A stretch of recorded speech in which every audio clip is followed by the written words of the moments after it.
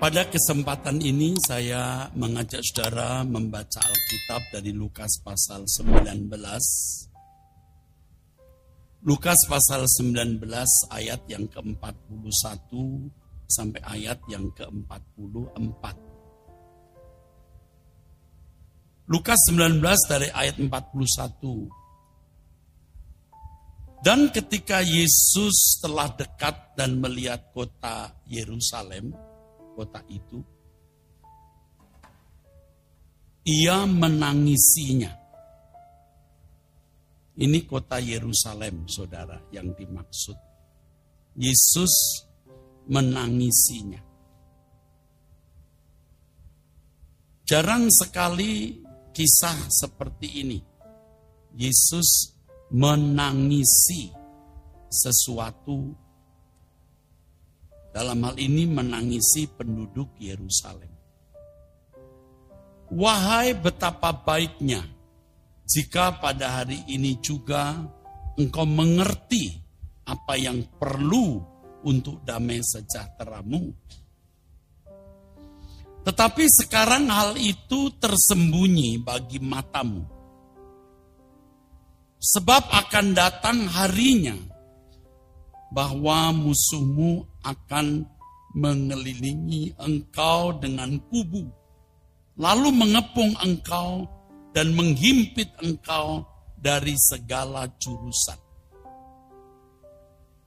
Dan mereka akan membinasakan engkau beserta dengan pendudukmu, dan pada tembokmu mereka tidak akan membiarkan satu batu pun tinggal terletak di atas batu yang lain. Karena engkau tidak mengetahui saat bila mana Allah melawat engkau. Saudara-saudaraku sekalian, pernyataan Tuhan Yesus ini kira-kira tahun 30 Masehi. Jadi kalau dilihat dari penanggalan, survei yang terakhir, penyelidikan yang paling tepat, Yesus lahir kira-kira tahun 4 sampai 6 atau tahun 6 sampai 4 sebelum Masehi. Dan ketika Yesus mengutarakan kalimat ini sekitar tahun 30. Tahun 30.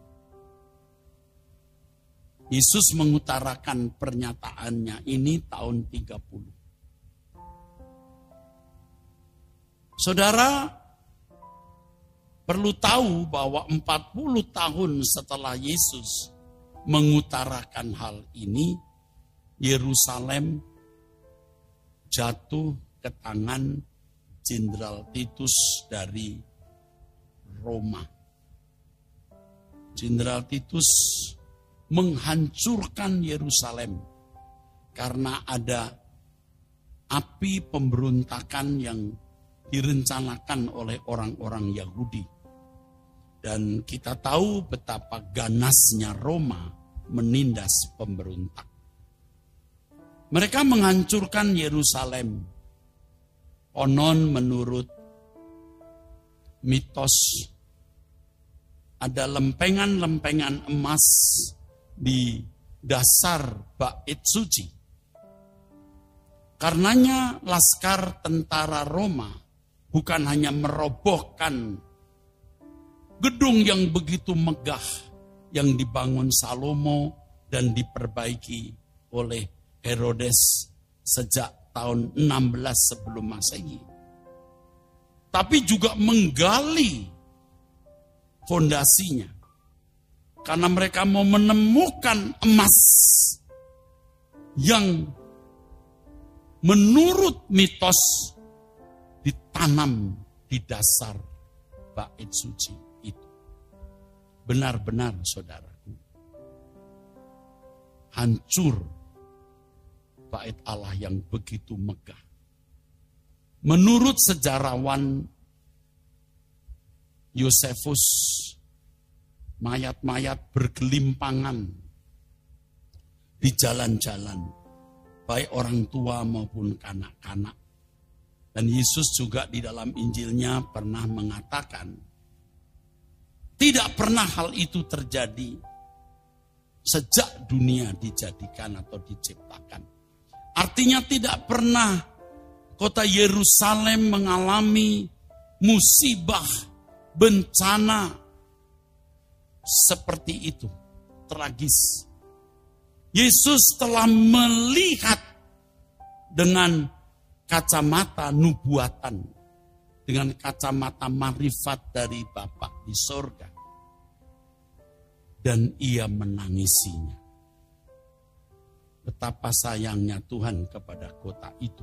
Walaupun kota itu kota yang berdarah-darah, karena banyak nabi-nabi yang telah mati dilempari batu di kota itu. Dan Yesus pun juga satu dari sekian orang saleh yang ditangkap dan dianiaya.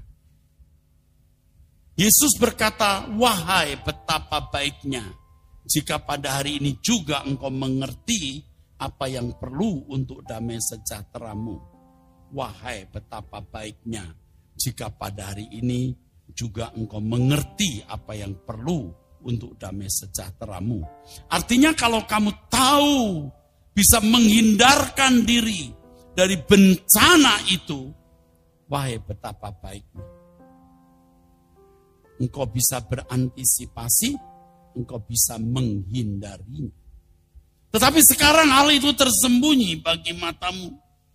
Kamu tidak tahu apa yang harus kamu lakukan untuk bisa menghindari bencana itu. Dan kamu tidak tahu betapa dahsyatnya bencana itu. Sebab akan datang harinya bahwa musuhmu, artinya ini tentara Roma, akan mengelilingi engkau dengan kubu, lalu mengepung engkau dan menghimpit engkau dari segala jurusan. Dan mereka akan membinasakan engkau beserta dengan pendudukmu dan pada tembokmu. Mereka tidak akan membiarkan satu batu pun tinggal terletak di atas batu yang lain. Jadi dibuat berkeping-keping. Dibuat tidak memiliki tembok untuk mencegah musuh. Jadi mereka dihancurkan tanpa perlindungan. Karena engkau tidak mengetahui saat bila mana Allah melawat engkau. Ini kalimat penting. Karena engkau tidak mengetahui saat bila mana Allah melawat engkau. Bapak, Ibu, saudaraku sekalian, ayat ini bisa dikenakan bagi kita. Ya. Ayat ini bisa dikenakan bagi kita, dan pernyataan Tuhan Yesus ini bisa juga dikenakan bagi kita. Wahai betapa baiknya jika pada hari ini juga engkau mengerti apa yang perlu untuk damai sejahteramu. Wahai betapa baiknya kalau kamu mengerti apa yang perlu untuk damai sejahteramu. Konteksnya adalah, saudara, kita menghadapi hari depan yang tidak bisa kita prediksi. Unpredictable. Kita tidak tahu dunia kita menjadi apa ke depan. Bukan menakut-nakuti. Tetapi terutama banyak orang tidak tahu apa yang akan terjadi ketika mata jasmaninya tertutup dan mata batinnya terbuka di kekekalan. Sebab manusia harus menghadapi kenyataan. Apakah memperoleh kemuliaan kekal atau kehinaan kekal. Hal itu tidak dimengerti seperti yang Tuhan Yesus katakan di sini. Sekarang hal itu tersembunyi bagi matamu. Artinya tersembunyi dari pengertian kita. Pengertian banyak orang. Coba kalau saudara amati, saudara analisa, saudara bisa membuat survei, saudara bisa membuat pengamatan. Berapa banyak orang di sekitar kita yang sungguh-sungguh mempersoalkan mengenai kenyataan apa yang akan terjadi di depan. Nobody knows. Nobody knows. Tidak ada orang yang tahu. Coba saudara amati. Saudara membuat pengamatan. Berapa banyak orang yang sungguh-sungguh mempersoalkan nasib kekalnya. Kematian itu keniscayaan yang tidak bisa dihindari oleh siapapun, saudara. Tetapi setelah kematian, ada kesadaran kekal. Berapa banyak, saudara, orang yang tahu hal ini? Saudara, kalau mengamati di masyarakat hampir-hampir tidak ada. Tetapi gereja harus membuat mengerti apa yang perlu untuk damai sejahtera yang dimaksud Tuhan. Gereja harus mengajarkan apa yang mengerti, apa yang perlu untuk damai sejahtera umat. Jadi kita bukan hanya kumpul-kumpul hari Minggu yang namanya kebaktian, setelah itu pulang. Ya. Ini seremonial yang tidak akan memiliki dampak yang nyata, yang signifikan, yang berarti. Kalau tidak disertai dengan pengajaran, tidak disertai dengan didikan, tidak disertai dengan apa yang dipaparkan yang membuat Bapak Ibu mengerti apa yang perlu untuk damai sejahteramu. Damai sejahtera kita, saudara. Coba kita amati pada umumnya gereja tanpa kita bermaksud menghakimi gereja lain. Karena dulu saya kira termasuk kelompok gereja seperti itu.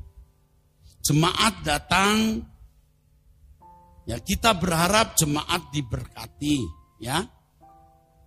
Ekonominya baik, anak-anaknya sehat, rumah tangga rukun, ya. Pemenuhan kebutuhan jasmaninya lancar, baik. Karenanya ke gereja, karenanya kebaktian. Bagus ya. Kalau jujur pada umumnya gereja begitu, saudara. Jadi damai sejahtera yang dia pahami itu sebenarnya damai sejahtera semu, palsu. Sebab kalau mengenai masalah makan minum dan pemenuhan kebutuhan jasmani, saudara tidak harus menjadi orang Kristen. Ada tatanan, kerja keras, rajin, jujur, pasti baik. Coba kalau saudara pergi ke Jepang atau di dataran RRC di beberapa wilayah begitu suburnya, begitu makmurnya. Dulu dari satu kota, ya, saya lupa dari Beijing ke Shanghai atau sebaliknya, naik itu kereta api yang kecepatannya bisa 300 atau 400 kilometer. Saya sudah mimpi-mimpi, saudara. Saya duduk di jendela, saya mau lihat rumah-rumah kuno zaman Kueceng. Kayak apa ya rumah-rumah zaman kuno yang di film-film silat itu loh. Ya, saya pengen lihat, saudara. Ternyata sepanjang jalan itu yang ada apartemen-apartemen. Rumah-rumahnya bagus. Entah saya tidak lihat, lolos, atau memang tidak ada. Jadi bayangan saya tentang dataran itu, negeri itu jauh. Flat-flat, rumah-rumah, apartemen, hamparan, ladang yang bagus. Wow. Kok nggak ada ya rumah-rumah yang zaman yang seperti yang ditunjukkan di film-film Hong Kong itu, nggak ada. Maju, saudara, maju. Ya kalau saudara pernah ke Jepang begitu bersih, ya. rasanya makanannya serba enak, ya. Orang-orangnya santun, nggak kenal Tuhan Yesus. Jadi kalau mau makmur, saudara tidak harus menjadi Kristen. Ya saudara, tidak harus jadi Kristen. Bahkan di beberapa negara Eropa yang gereja-gereja kosong, wah saudara, itu juga makmur saudara. Jam 5 sore toko-toko sudah ditutup.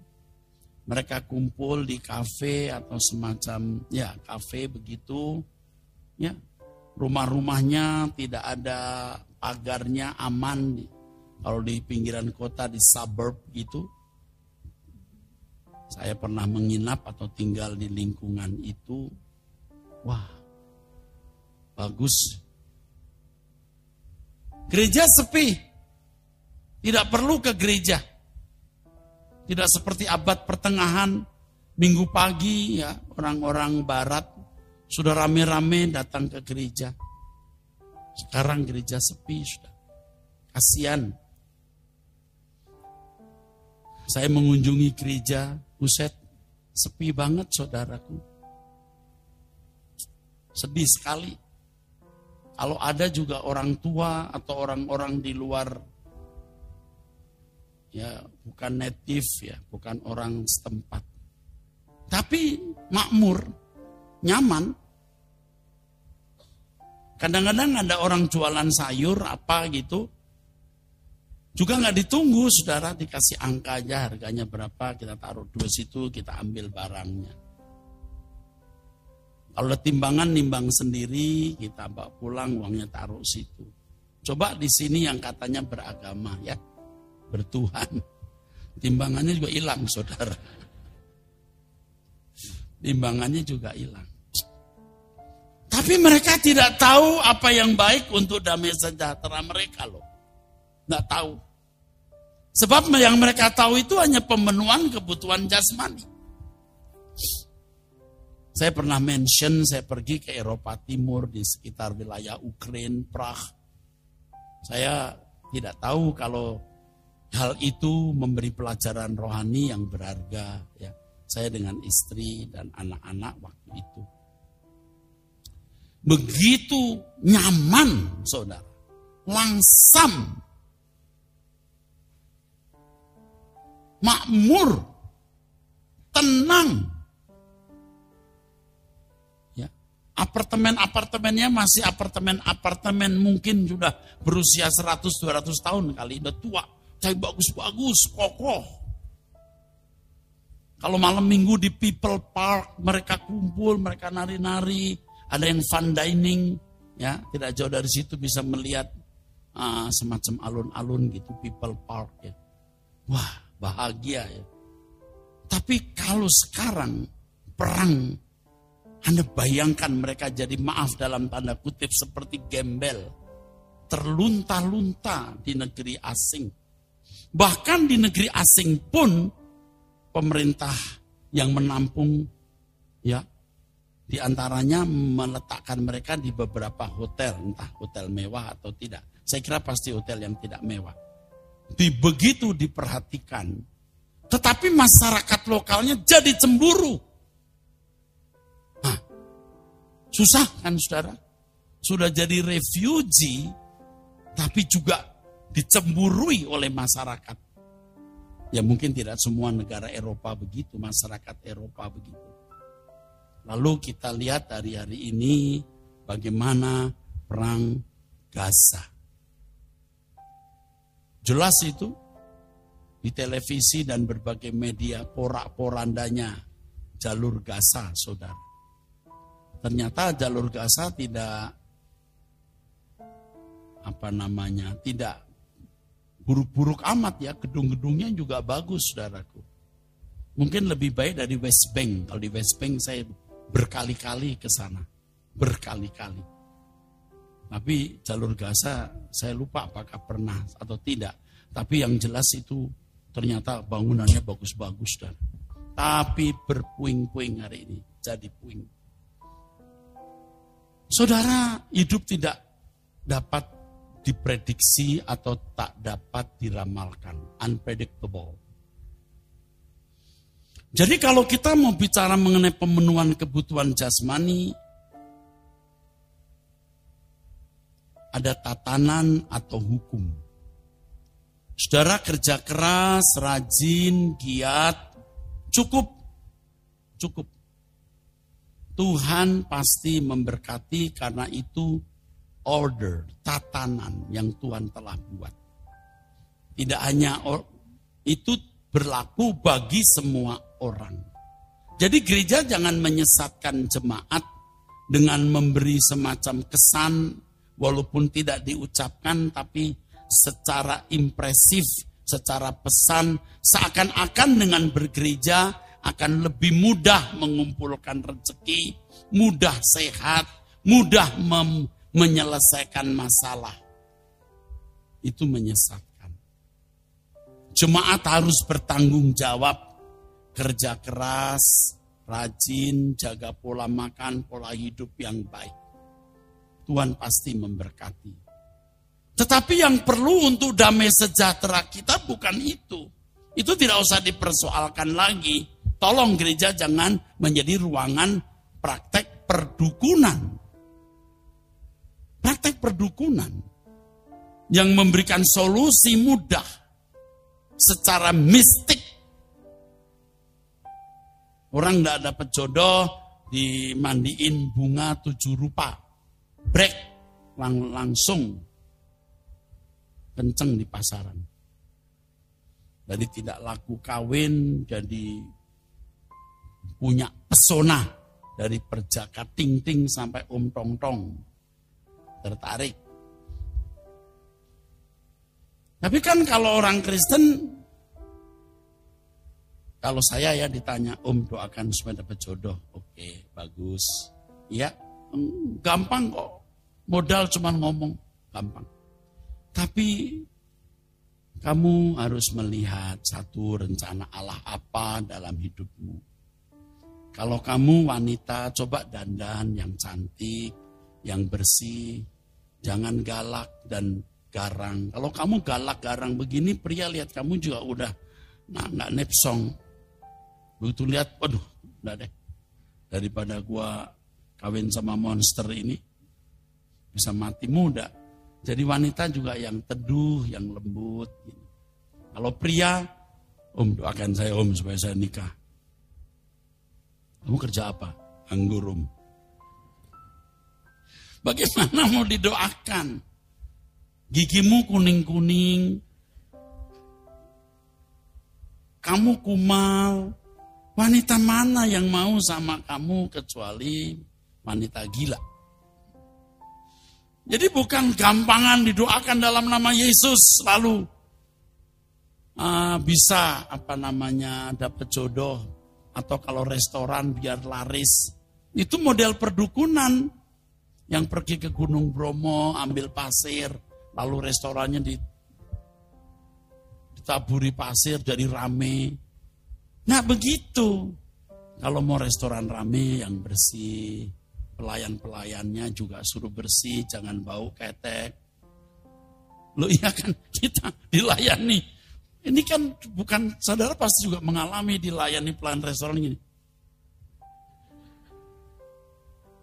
Bau, mungkin baju seragamnya harus pakai itu, tapi nggak diganti 3 hari udah bau saudara. Apalagi 1 minggu. Kamar mandi diliatin, harus ramah, muka juga bagus. Kalau ada anak-anak datang diajak ketawa, dikasih mainan. Gitu dong. Hah? Orang bukan Kristen aja punya hospitality begitu, restorannya rame. Lalu Anda mau rame hanya doa saja. Itu kan mistik, perdukunan saudara.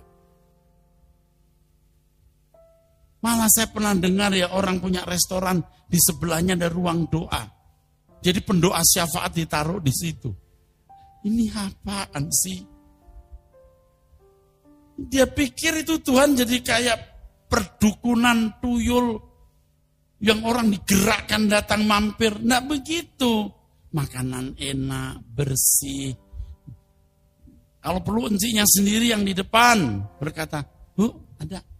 Lontong cap gomeh juga ada. Ketoprak juga ada, Bu. Kalau perlu begitu. Bukan, sialah Roh Kudus gerakan. Nggak begitu. Oke, yang itu mestinya tidak perlu dipersoalkan. Gereja harus mengajarkan tanggung jawab. Makanya di gereja kita itu 3 pilarnya. 1, kesucian. 2, langit baru, bumi baru. 3, tanggung jawab. Yang ini, yang sedang saya bicarakan ini, tanggung jawab saudara-saudara. Ini yang saya sedang singgung.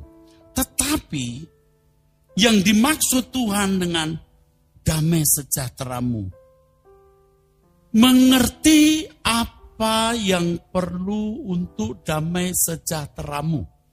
Ini untuk konteks kita kekekalan. Kekekalan.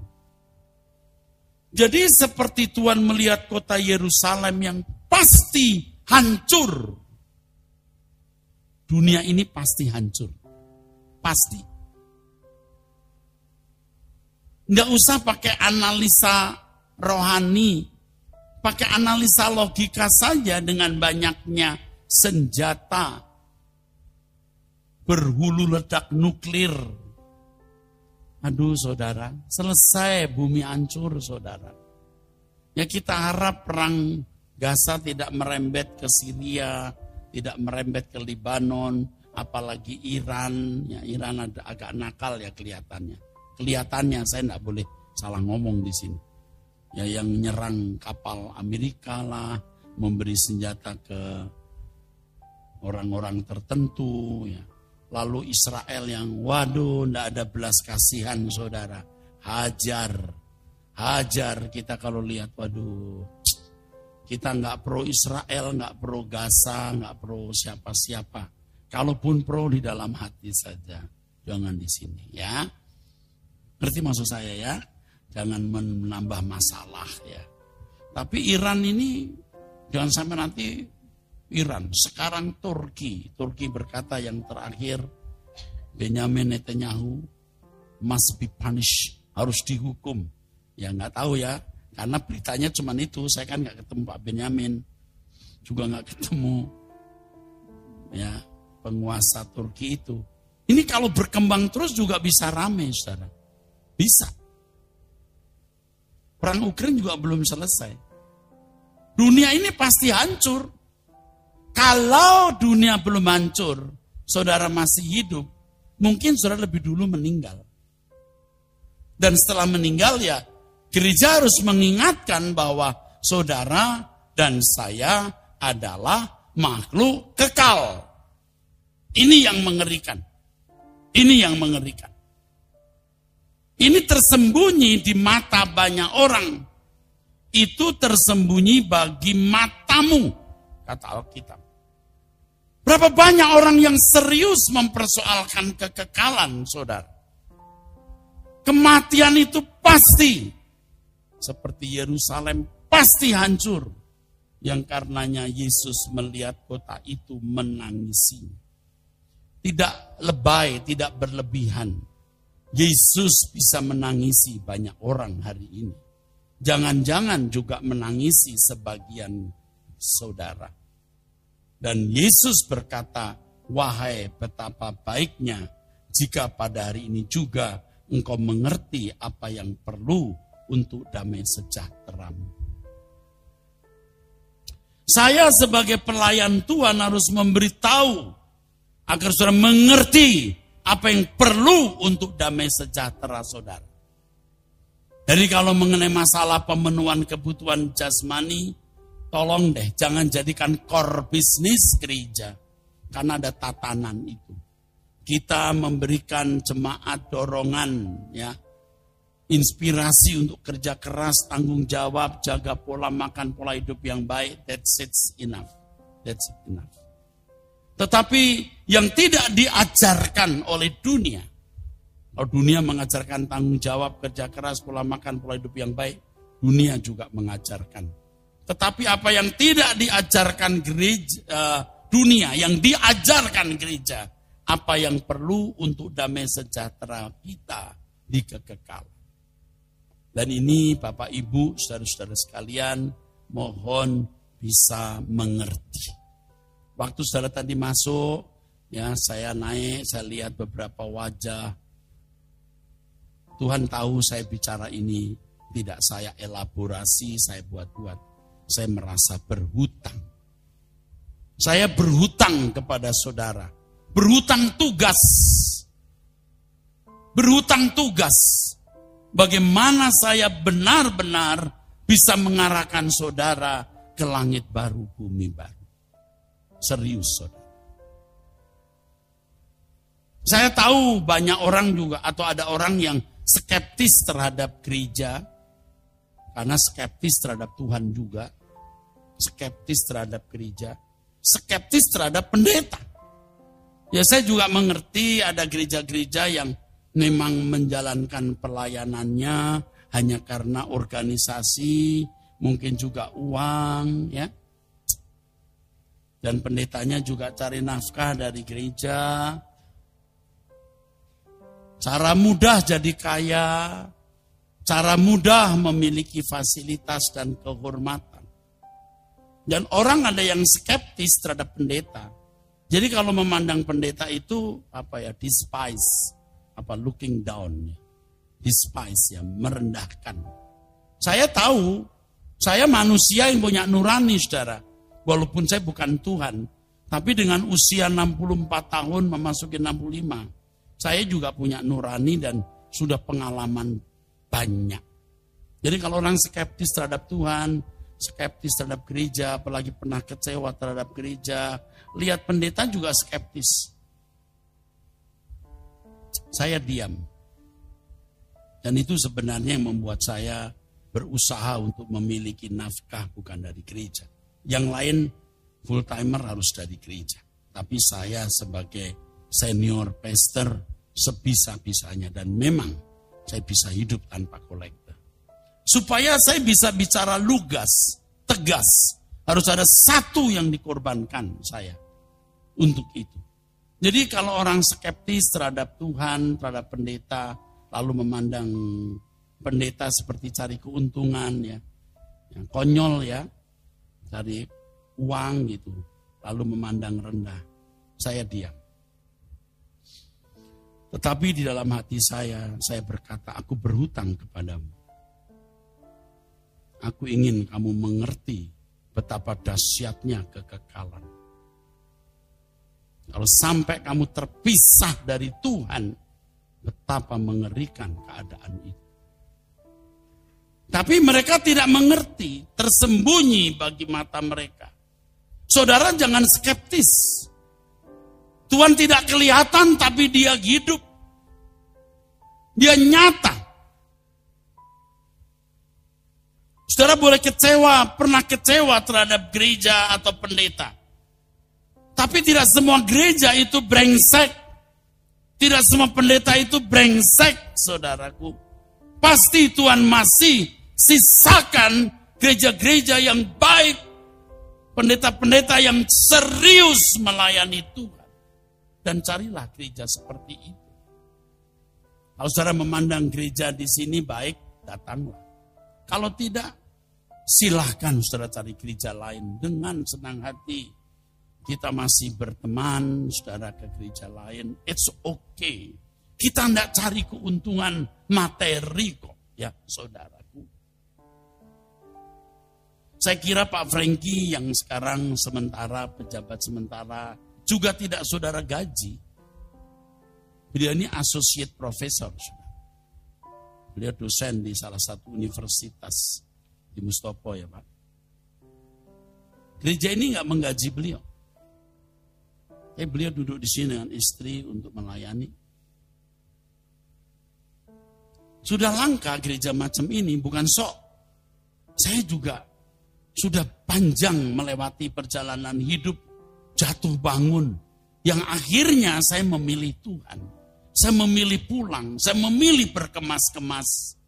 Saya cukup menikmati kok, saudara, mobil bagus, punya rumah, naik pesawat, kelas bisnis, hampir selalu saya tinggal di hotel juga yang bagus. Sudah ngalamin. Nggak hebat. Terhormat. Dihormati orang. Aduh segitu aja saudara. Mati jadi bangkai. Tetapi kita punya kekekalan. Nah banyak orang yang matanya tertutup.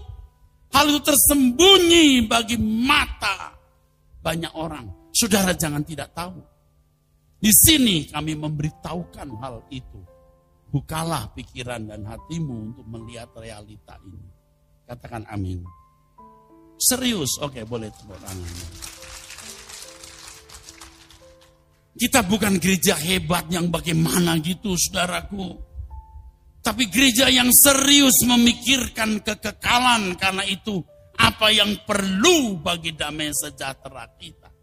Sebab kalau damai sejahteranya diukur dengan materi, sementara, fana, itu bukan damai sejahtera. Itu racun. Senang sesaat, tapi menderita dalam kekekalan saudara. Jadi Bapak Ibu saudara sekalian, apa yang perlu untuk damai sejahtera saudara? Inilah saudara, kehidupan yang tidak menyakiti Tuhan. Kehidupan yang tidak melukai Tuhan. Itu, ketika saudara berjuang untuk memiliki hidup yang tidak melukai Tuhan, Tuhan menjadi nyata dalam hidupmu. Yang tadinya samar-samar, fantasi menjadi nyata. Saudara harus membangun keyakinan bahwa segala sesuatu yang kita lakukan itu menimbulkan respon dan reaksi Allah.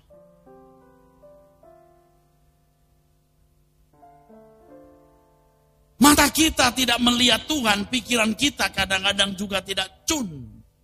Karena Allah seakan-akan tidak ada. Tapi pikirkan setiap hal yang kita lakukan kira-kira berkenan tidak.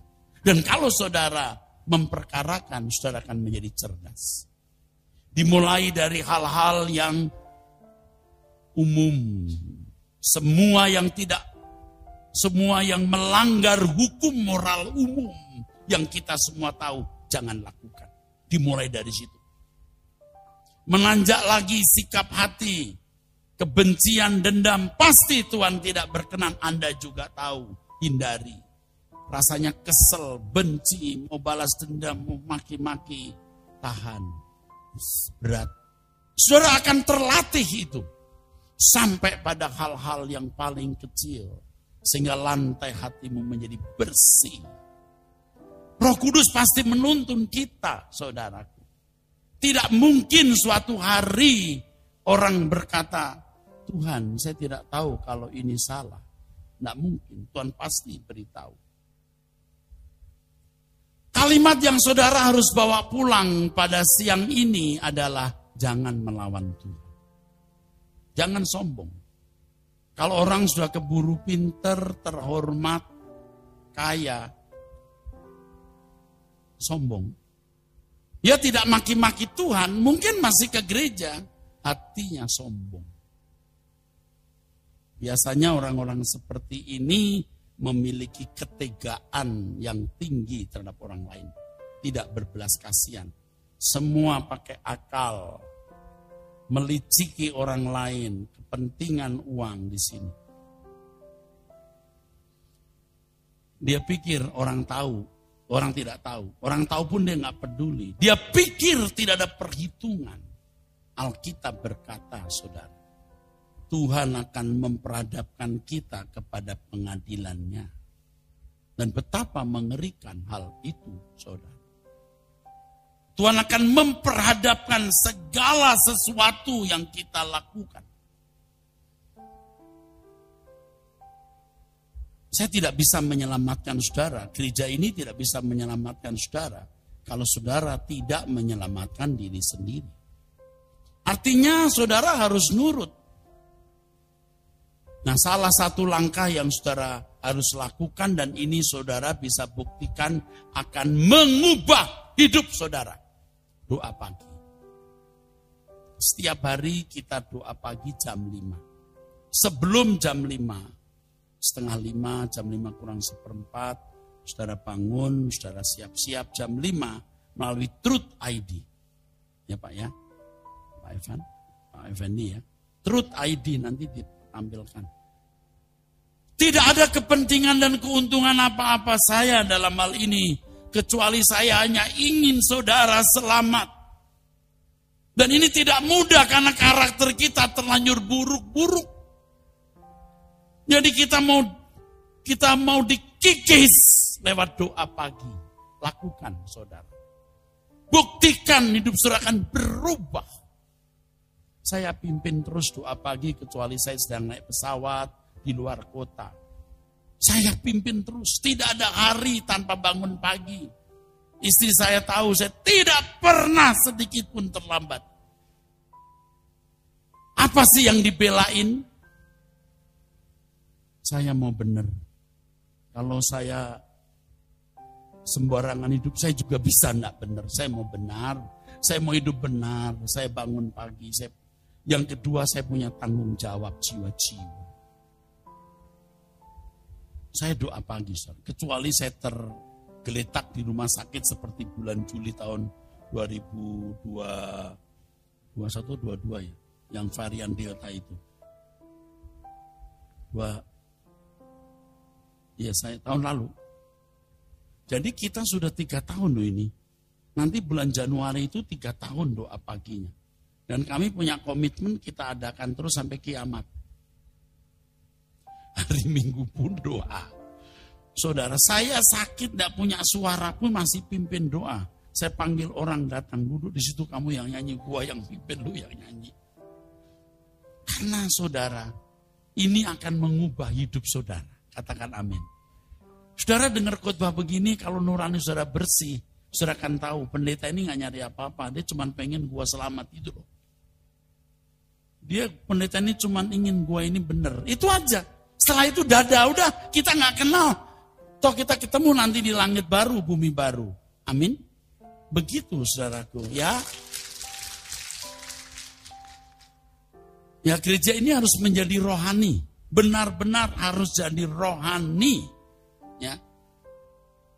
Puji-pujian, firman, semua harus membuat atmosfer rohani. Ya. Supaya inilah yang dapat saya berikan. Saudara, inilah yang kami berikan. Saya, Pak Franky, Pak Evan, Pak Effendi, dan semua hamba Tuhan, Pak Paulus. Ya, ini yang dapat kami berikan untuk saudara. Pak Paulus ya, Pak Safon. Masih di sini Pak. Ini yang dapat kami berikan yang nanti suatu hari, waduh, di langit baru, bumi baru, baru saya dapat upah. Finishing.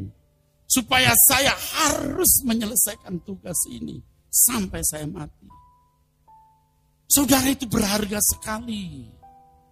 Tuhan bisa menangisi saudara. Wahai, betapa baiknya jika pada hari ini juga engkau mengerti apa yang perlu untuk damai sejahteramu. Hal ini tertutup bagi matamu, bagi mata banyak orang. Bagi saudara harus terbuka. Tetap setialah mencari Tuhan. Dan ingat doa pagi. Coba saudara ikut doa pagi. Dari jam 5 sampai jam 6. 10 menit, 12 menit sebelum selesai saya menyampaikan firman. Ikuti saudara. Suasananya itu bagus. Kalau hari Sabtu onsite. Di GSKI Rehoboth Kebon Jeruk. Di situ gembalanya Pak Timotius Tan. Saya kenal beliau mungkin sudah 40 tahun. Dia masih remaja pemuda. Sampai udah punya anak. Anaknya udah besar-besar. Saudara. Ini Pak Safon juga nih. Pak Safon kita waktu ketemu masih SMP atau SMA ya Pak? Hah? SMP. Kita udah tua ya. Padahal anaknya udah mau nikah ya. Wah, cepat sekali loh. Ini orang-orang yang pernah bertemu saya lama saudara. Dan masih bersama. Sampai nanti kita di langit baru, bumi baru. Pak Evan Junior juga waktu masih muda ya Pak Evan. Masih belum nikah ya. masih bersama. Ya, kita sama-sama ya Pak Aon. Sampai di surga Bapak nanti saya tunggu atau Bapak yang nunggu saya. Ya. I love you. Amin.